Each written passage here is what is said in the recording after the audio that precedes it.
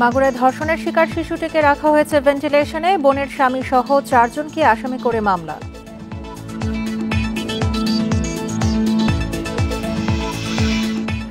মাদারীপুরে বালু ব্যবসা নিয়ে বিরোধে দুপক্ষের সংঘর্ষে 2 ভাই নিহত, গুরুতর আহত 3, পুলিশ ও সেনা মোতায়েন।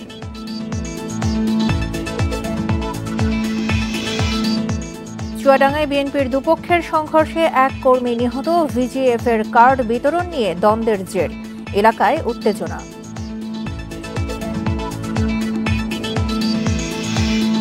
পঞ্চগড় সীমান্তে বিএসএফ এর গুলিতে 1 বাংলাদেশি নিহত, মরদেহ ফেরত পেতে পতাকা বৈঠকের আহ্বান। স্বাগত সমগ্র বাংলাদেশে, সঙ্গে আছি সঞ্চারে মতিতমা। শুনছিলেন শিরোনাম, চলে যাচ্ছি পুরো খবরে। এই ঈদে জামা জুতো অ্যাক্সেসরিজের ডিসকাউন্ট। মাগুরায় ধর্ষণের শিকার 8 বছরের শিশুটির শারীরিক অবস্থা অবনতির দিকে, তাকে ভেন্টিলেশনে রাখা হয়েছে। এরই মধ্যে গঠন করা হয়েছে 4 সদস্যের মেডিকেল বোর্ড। এ ঘটনায় বড় মেয়ের জামাই সহ 4 জনকে আসামি করে মাগুরা সদর থানায় মামলা দায়ের করেছেন শিশুটির মা। এদিকে চিকিৎসকরা শিশুটির সুস্থতার বিষয়ে খুব একটা আশাবাদী নন। মেডিকেল বোর্ড তার চিকিৎসার পরবর্তী সিদ্ধান্ত নেবে বলে জানিয়েছেন ঢাকা মেডিকেলের পরিচালক ব্রিগেডিয়ার জেনারেল মোহাম্মদ আসাদুজ্জামান। দুপুরে গণমাধ্যমে এসব তথ্য জানান তিনি। এদিকে এই ঘটনায় অভিযুক্ত আরও 2 জনকে আটক করেছে পুলিশ। এই নিয়ে পুলিশ হেফাজতে রয়েছেন 4 জন। গত বৃহস্পতিবার মাগুরায় বোনের বাড়িতে বেড়াতে গিয়ে ধর্ষণের শিকার হয় 8 বছরের শিশুটি। অচেতন অবস্থায় তাকে উদ্ধার করে প্রথমে মাগুরায় হাসপাতালে নেওয়া হয়, পরে উন্নত চিকিৎসার জন্য আনা হয় ঢাকা মেডিকেল কলেজ হাসপাতালে।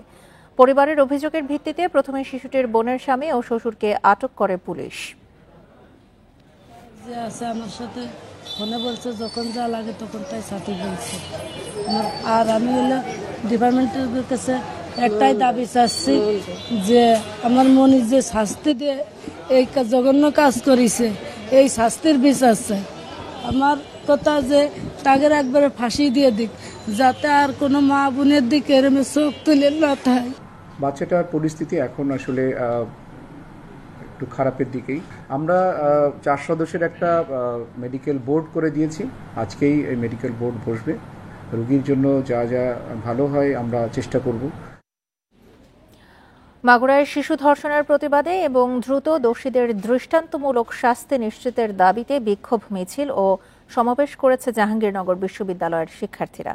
সকালে জাহাঙ্গীরনগর বিশ্ববিদ্যালয়ের মাগুরা জেলা ছাত্র কল্যাণ সমিতির শিক্ষার্থীরা সমাবেশ করেন। বিক্ষুব্ধ শিক্ষার্থীরা বিশ্ববিদ্যালয়ের কেন্দ্রীয় শহীদ মিনার প্রাঙ্গণ থেকে প্রথমে একটি বিক্ষোভ মিছিল বের করেন, পরে তারা শহীদ মিনার সহ আশপাশের এলাকা প্রদক্ষিণ করে। এ সময় শিক্ষার্থীরা মাগুরায় শিশু ধর্ষণের ঘটনার তীব্র প্রতিবাদ জানান। ঘটনায় জড়িত ধর্ষণকারীকে দ্রুততম সময়ের মধ্যে দৃষ্টান্তমূলক শাস্তি নিশ্চিতে সরকারের প্রতি আহ্বান জানান। একই সাথে আইনশৃঙ্খলা রক্ষাকারী বাহিনীর সদস্যদের আরও কঠোর হওয়ার তাগিদ দেন। এদিকে সারা দেশে ধর্ষণের প্রতিবাদে বরিশালে মানববন্ধন ও বিক্ষোভ মিছিল হয়।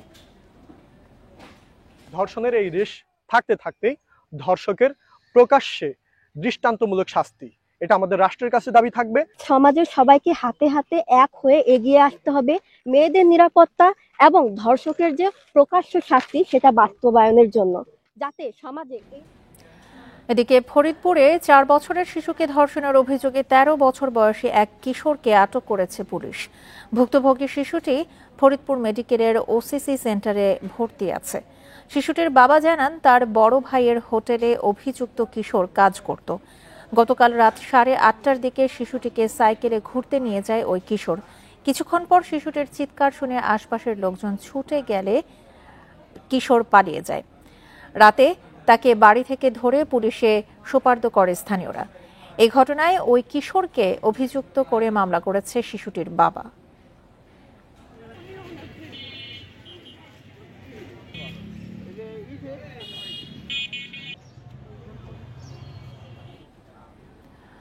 8 ও 10 বছর বয়সী 2 শিশুকে ধর্ষণের অভিযোগে মুন্সিগঞ্জে সেকান্দর আলী চোকদার নামে 65 বছরের এক বৃদ্ধকে গ্রেপ্তার করেছে পুলিশ। শুক্রবার রাতে স্থানীয়রা তাকে আটক করে পুলিশের কাছে সোপর্দ করে। পুলিশ জানিয়েছে, গ্রেপ্তারকৃত ব্যক্তি সদরের চর মুক্তারপুর এলাকায় শরবত বিক্রি করেন।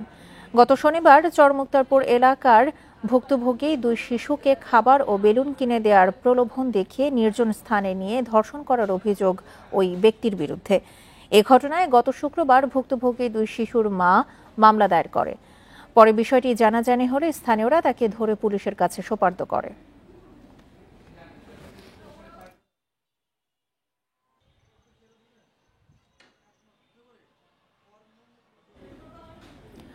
মাদারীপুরে অবৈধ বালু ব্যবসা নিয়ে বিরোধের জেরে 2 ভাইকে কুপিয়ে হত্যা করা হয়েছে। আহত আরও অন্তত 8 জন, তাদের মধ্যে 3 জনের অবস্থা আশঙ্কাজনক। দুপুরে সদর উপজেলার খোয়াজপুরে এই সংঘর্ষের ঘটনা ঘটে। নতুন করে সংঘর্ষ এড়াতে সেনা ও পুলিশ মোতায়েন করা হয়েছে। জিজ্ঞাসাবাদের জন্য আটক করা হয়েছে 2 জনকে। আড়িয়াল খাঁ নদের বালু ব্যবসার আধিপত্য নিয়ে দীর্ঘদিন ধরেই বিরোধ চলছিল সদর উপজেলার খোয়াজপুর ইউনিয়নের সাইফুল সর্দার ও শাহজাহান মোল্লার। এরই জেরে শনিবার দুপুরে গ্রামে দুপক্ষের লোকজনের মধ্যে শুরু হয় সংঘর্ষ। এ সময় সাইফুল সর্দার ও তার ছোট ভাই অলিল সর্দারের উপর ধারালো অস্ত্র দিয়ে আঘাত করা হয়। এতে ঘটনাস্থলেই প্রাণ হারান 2 ভাই। সংঘর্ষের সময় আগুন দেওয়া হয় বেশ কয়েকটি বাড়িঘরে। আমার 3 বাইরে এনে যাইয়া এরপর হোসেন নাম হেরা মিল্লা বন্ধু বান্ধব মিল্লা সবাই মিল্লা আমার বাইরে 3টারে কোবাইছে। ঘটনার পর এলাকার পরিস্থিতি নিয়ন্ত্রণে রাখতে অতিরিক্ত পুলিশ ও সেনাবাহিনীর সদস্যদের মোতায়েন করা হয়। এছাড়া জিজ্ঞাসাবাদের জন্য কয়েকজনকে আটক করা হয়েছে। এলাকার পরিস্থিতি বর্তমানে শান্ত আছে, কিন্তু আমরা সতর্ক অবস্থায় আছি। আমাদের একটা ডেপ্লয়মেন্ট এখানে আছে এবং আমরা অপরাধীদের ধরতে যারা হত্যাকাণ্ডের সাথে সংশ্লিষ্ট ছিল তাদেরকে ধরার জন্য আমরা অভিযান চালিয়ে যাচ্ছি। সংঘর্ষে আহত হন বেশ কয়েকজন। তাদের উদ্ধার করে মাদারীপুর সদর হাসপাতালে নেওয়া হলে গুরুতর আহত 3 জনকে উন্নত চিকিৎসার জন্য ঢাকায় পাঠানো হয়। Independent news. চুয়াডাঙ্গায় বিএনপির দুপক্ষের সংঘর্ষে সংগঠনের কর্মী রফিকুল ইসলাম নিহত হয়েছেন। বেলা 11টার দিকে সদর উপজেলার তিতুদহ গ্রামে এই ঘটনা ঘটে।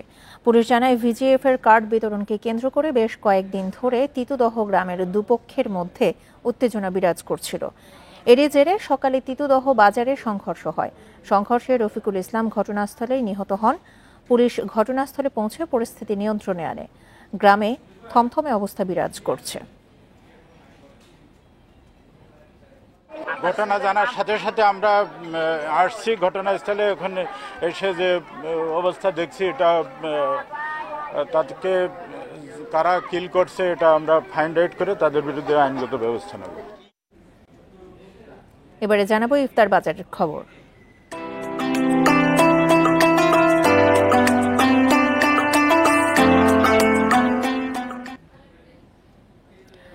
অলিগলির নিয়মিত ইফতার বাজারের পাশাপাশি চট্টগ্রামে অভিজাত রেস্তোরাঁয় বাহারি ইফতারও এখন আলোচনায়। খাবারের গুণগত মানের কারণে বিত্তবানদের পছন্দের শীর্ষে এসব ইফতার।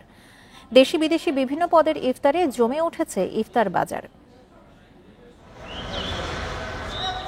ঐতিহ্যবাহী ইফতারের পাশাপাশি কয়েক বছর ধরে চট্টগ্রামে নজর কেড়েছে অভিজাত রেস্তোরাঁয় বাহারি ইফতার আয়োজন। অ্যারাবিয়ান, তার্কিশ ও উপমহাদেশীয় ইফতারের বাহারি পসরা নিয়ে এবারও হাজির তারা।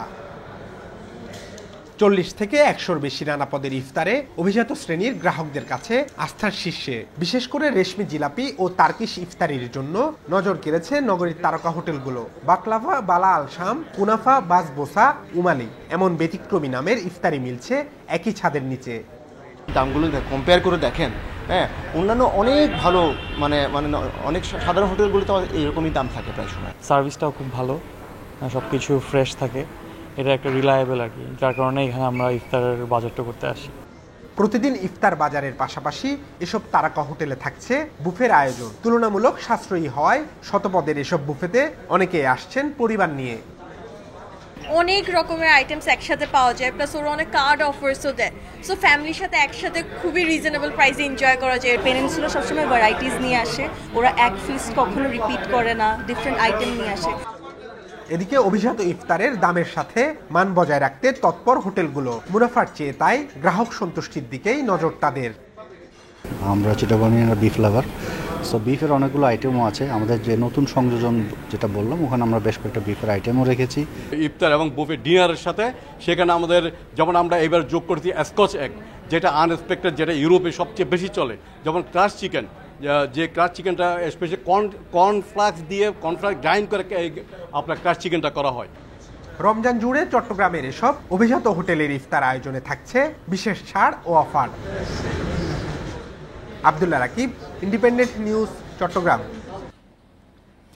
সাতক্ষীরা জেলার 1.5 লাখের বেশি মানুষের জীবিকা সুন্দরবন ঘিরে। সম্প্রতি সুন্দরবনে আবারও বেড়েছে বনদস্যুদের তৎপরতা। জিম্মি করে লাখ লাখ টাকা আদায়ের অভিযোগ জেলে ও বাওয়ালিদের। আতঙ্কে অনেকেই ছাড়ছেন পেশা। এই অবস্থায় প্রশাসনের কঠোর পদক্ষেপের দাবি স্থানীয়দের। 2016 থেকে 2018 সাল পর্যন্ত 32টি দস্যু বাহিনী আত্মসমর্পণ করে সুন্দরবনে। দস্যুমুক্ত ঘোষণা করা হয় সুন্দরবনকে। বনজীবীরা এই সময়ে স্বাচ্ছন্দ্যে মাছ, কাঁকড়া, মধু ও গোলপাতা আহরণ করতে পারতেন। তবে গত 6 মাসে বনদস্যুদের তৎপরতা আবারও বেড়েছে সুন্দরবনের সাতক্ষীরা রেঞ্জে। গত জানুয়ারিতে জিম্মি হওয়া 15 জেলের 9 জনই সাতক্ষীরার। অপহরণের 17 দিন পর জনপ্রতি প্রায় 3 লাখ টাকা মুক্তিপণে মেলে মুক্তি। বাঘের ভয়, এদিকে নদীতে কুমিরের ভয়, আবার এদিকে ডাকাতির ভয়। কোন ভাবে থাকবো আমরা? বড় ডাকাতি আমাদের তুলে নিলে একজনের নিয়ে জিম্মি করে রাখলো। এবার বাড়ি ফোন করে বলে দিলে যে আমাদের 50,000 টাকা দিতে হবে, মাথা পিছু 10,000 টাকা দিতে হবে। অনেক জনদস্যু বেড়ে গেছে এবং অনেক টুরিস্ট, অনেক জেলেরা আতঙ্কের ভিতরে আছে। এছাড়া সুন্দরবনকে ঘিরে পর্যটন শিল্পে জড়িত প্রায় 50,000 মানুষ।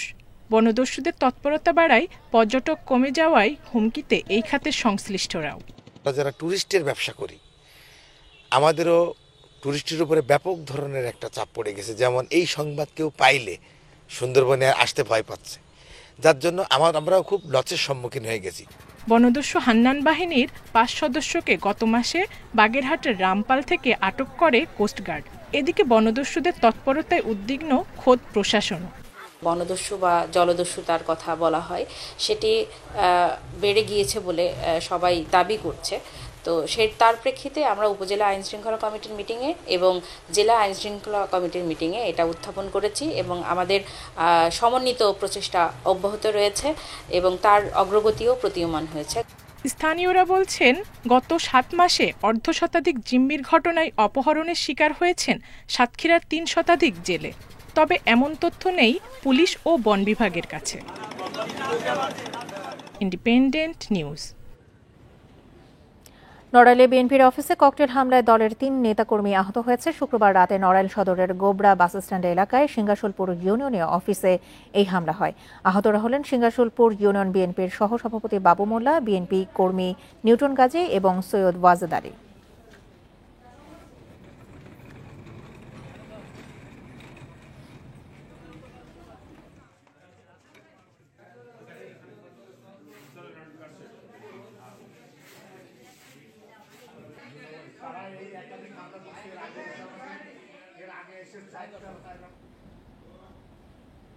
এই ছিল সমগ্র বাংলাদেশে। এছাড়া ইন্ডিপেন্ডেন্ট টেলিভিশনের সব খবর আরও বিস্তারিত জানতে চোখ রাখুন ফেসবুক, ইউটিউব এবং এক্সে। ধন্যবাদ সবাইকে। আমন্ত্রণ পরের আয়োজনে।